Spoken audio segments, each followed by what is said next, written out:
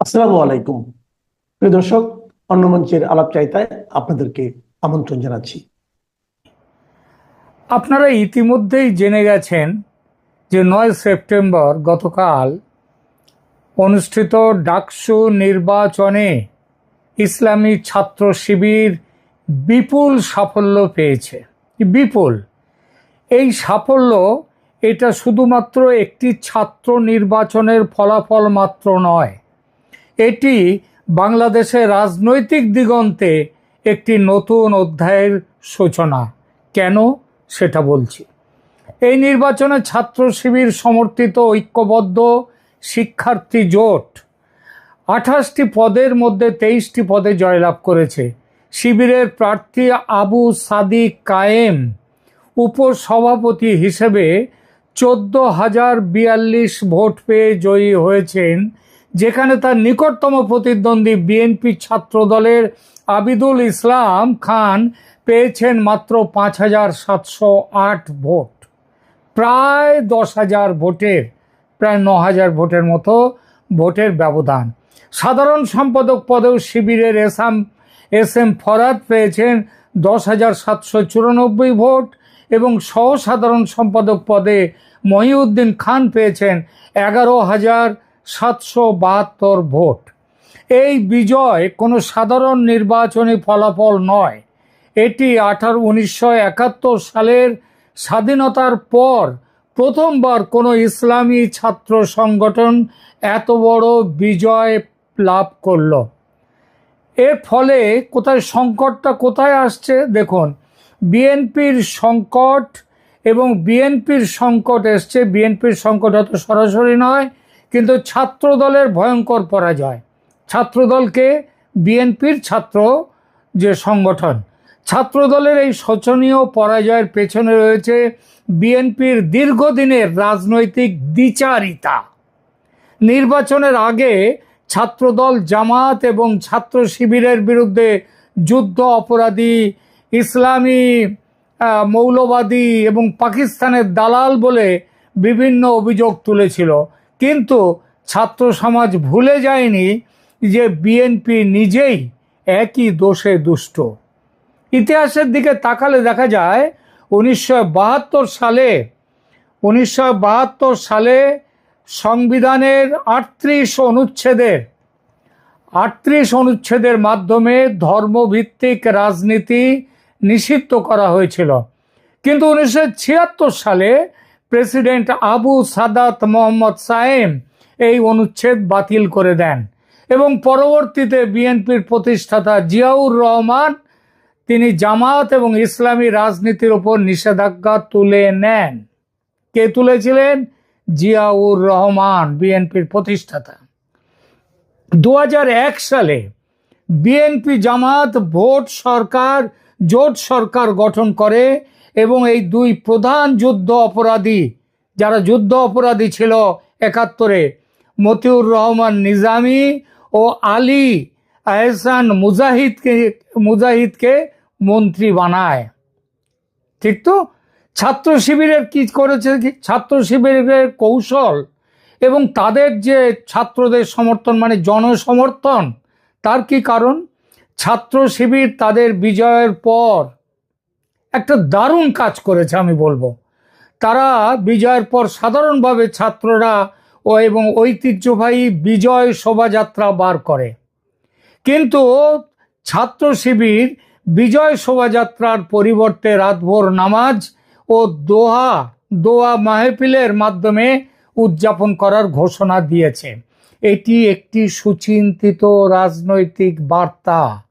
তারা এই বিজয়কে শুধু নির্বাচনী সাফল্য নয়, বরং আল্লাহর দেয়া একটি পবিত্র দায়িত্ব হিসেবে দেখছে। দেখেছেন পার্থক্যটা? ছাত্র শিবিরের বিজয়ের পেছনে কয়েকটা মূল কারণ আছে। প্রথমত, তারা একটি স্পষ্ট আদর্শিক অবস্থান নিয়ে এগিয়েছে। বিএনপির দিশাহীন রাজনীতির বিপরীতে ছাত্র শিবির তাদের ইসলামী আদর্শের প্রতি অটুট আস্থা রেখেছে। দ্বিতীয়ত, ঢাকা বিশ্ববিদ্যালয়ে তাদের আগের কোনো দুর্নাম ছিল না, কারণ তারা আগে কখনো এখানে ক্ষমতায় ছিল না। তাই কোনো পুরনো দুর্নাম তাদের পেছনে টানেনি। তৃতীয়ত, জুলাই আন্দোলনের সময় গঠিত গোপন কৌশল তারা ভালোভাবে রপ্ত করেছিল, যা ছাত্রদল, বিএনপির ছাত্রদল যেটা আয়ত্ত করতে পারেনি। পাকিস্তানের প্রতিক্রিয়া এবং আন্তর্জাতিক যে মাত্রা এই ডাকসু নির্বাচনের, সেটা একটু শুনুন। ছাত্র শিবিরের বিজয়ের পর পাকিস্তানের জামায়াতে ইসলামী তারা অভিনন্দন বার্তা পাঠিয়েছে। আর পাকিস্তান থেকে বলা হয় যে লাহোর হচ্ছে যেমন পাকিস্তানের জামায়াতে ইসলামীর হেডকোয়ার্টার, তেমনি বাংলাদেশের জামায়াতে ইসলামীর হেডকোয়ার্টারও হচ্ছে লাহোর। তো জামায়াতে ইসলামী পাকিস্তান তারা কি বলেছে? তারা বলেছে বাংলাদেশে নতুন ইতিহাস সৃষ্টি হয়েছে। এই প্রতিক্রিয়া স্পষ্ট করে দেয় যে এই বিজয়ের আন্তর্জাতিক মাত্রা রয়েছে এবং এটি বাংলাদেশের রাজনীতিতে আমূল পরিবর্তনের সূচনা করবে।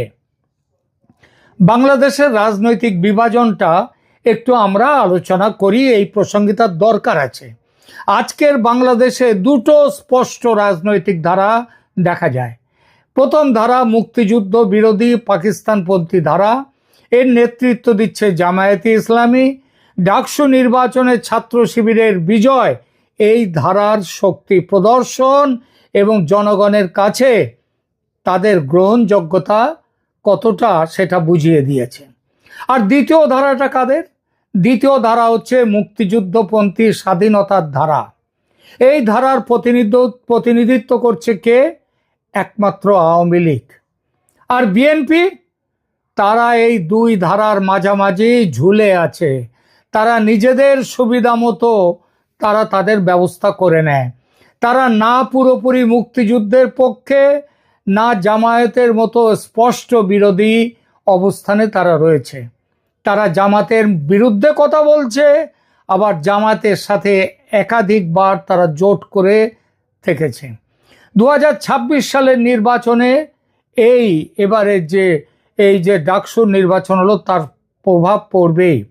2026 সালের নির্বাচনের সম্ভাব্য চিত্রটা কি হতে পারে?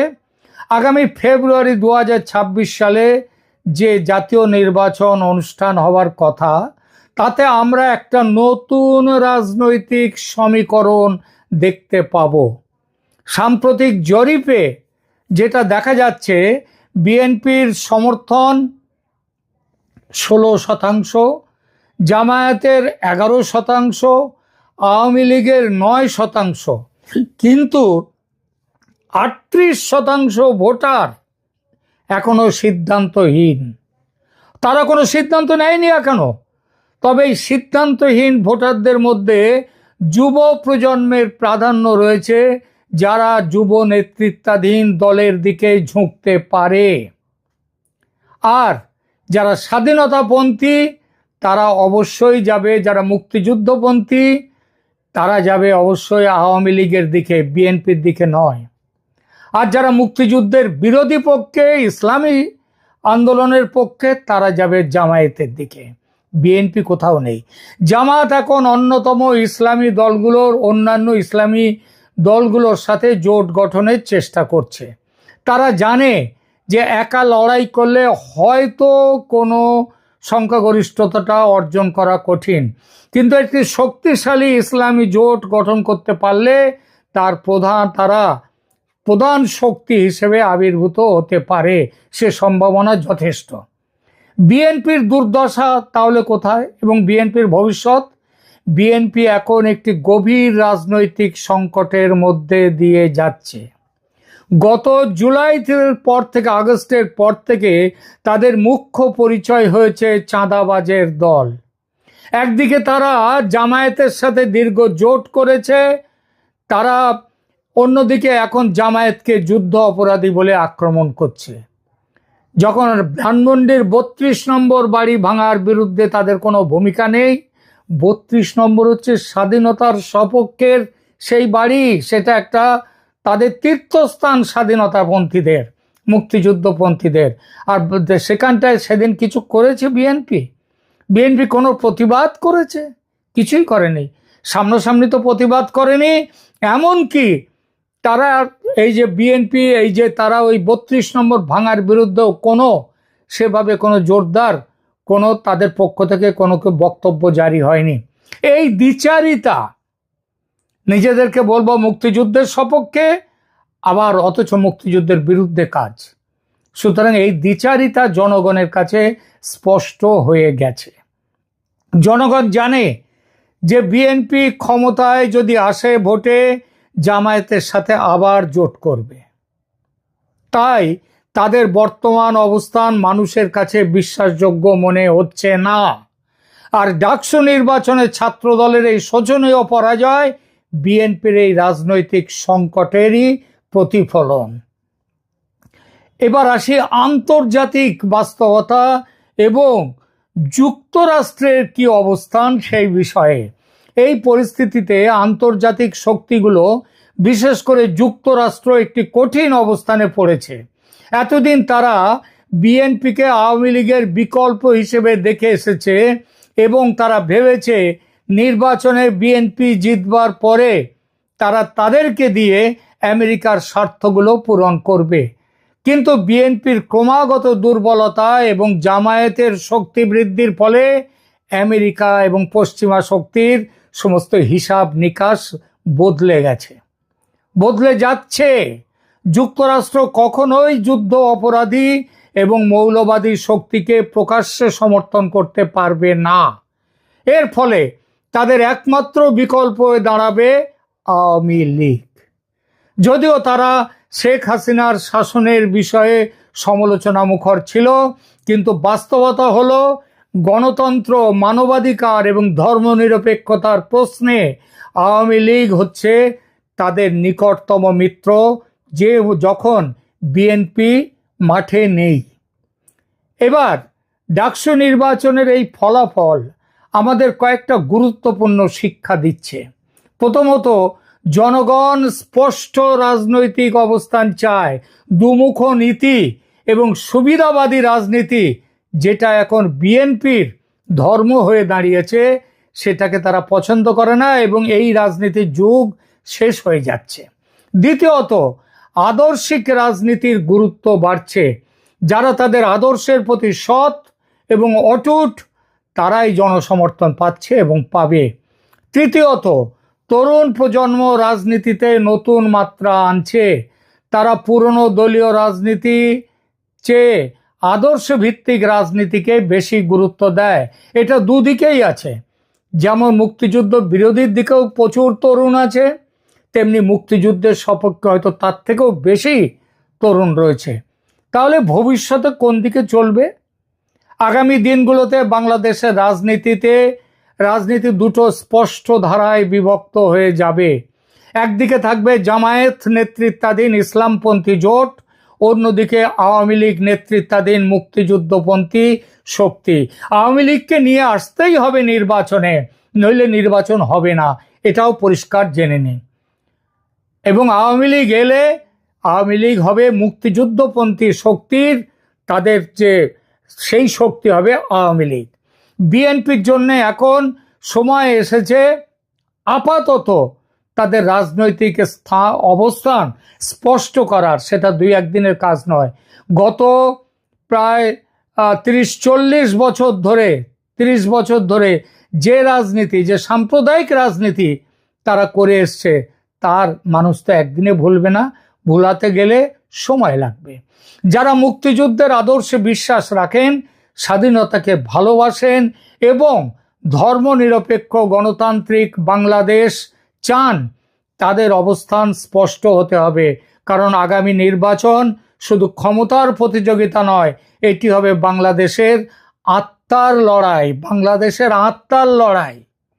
আমাদের সবাইকে মনে রাখতে হবে, বাংলাদেশের সবাইকে মনে রাখতে হবে, 1971 সালে 30 লক্ষ শহীদের আত্মত্যাগের বিনিময়ে 2 থেকে 3 লক্ষ নারীর তাদের সম্মানের বিনিময়ে আমরা বাংলাদেশ পেয়েছে একটি নতুন রাষ্ট্র, স্বাধীন বাংলাদেশ।